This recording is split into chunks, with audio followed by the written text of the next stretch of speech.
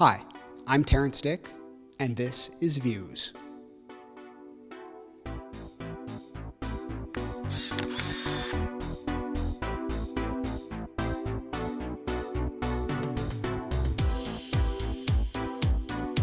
This is the last of a three-part series on painting. It's called Photography.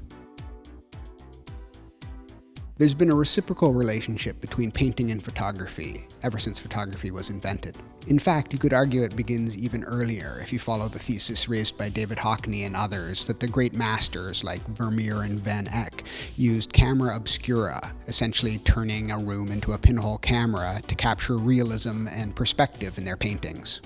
However, once the chemical processes to retain an image on glass or paper are developed, photographic technology has the opposite effect, and painters are free to represent the world not as it is, but how we see it. Monet and the Impressionists got the ball rolling in the 1800s and sent painting on its path to greater and greater abstraction through the 20th century. Taking a slightly different route, the Surrealists used photographic techniques to shift the camera's relationship away from objective reality and closer to the fabrications of our unconsciousness. Lee Miller and Man Ray played with the basic technical apparatus of image making by messing with the negative image through solarization or creating otherworldly silhouettes with cameraless photography. Skip ahead to the present and you have a generation of artists raised in a visual culture built on digital photography and Photoshop. As you can see in the work of Eileen Quinlan on display here at Gallery TPW in Toronto, the status of the image in the age of Instagram has changed our expectations about order, content, and technique. Quinlan's collection reflects the indiscriminate plethora of pictures we scroll through and the degree to which those pictures are processed and manipulated. The viewer is left bouncing between an immediate visceral or emotional response to the stimulus of what they're seeing, pretty, shocking, boring, and a more reflective search for meaning. How do we pull this all together?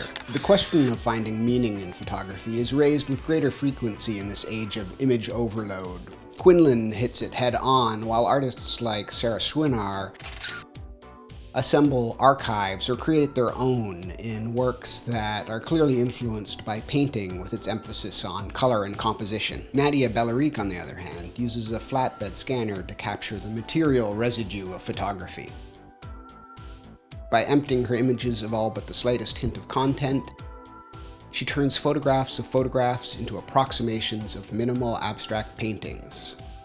As for the painters, artists like Etienne Zach and Martin Gland create heterogeneous fields of clashing perspectives that contain irresolvable ruptures in the application of paint. These works make sense in the aftermath of Photoshop, when realism can be dismantled by tools that treat photographs as starting points for creative manipulation.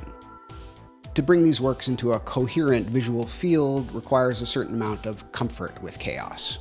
Which brings us back to painting as the long-standing method of taking what we see and giving it some sort of order, even if that order is just putting a frame around it. Photography hasn't been around that long, and if we need to help our eyes to understand the world through all the noise, then it doesn't hurt to look where artists look and keep painters on our radar.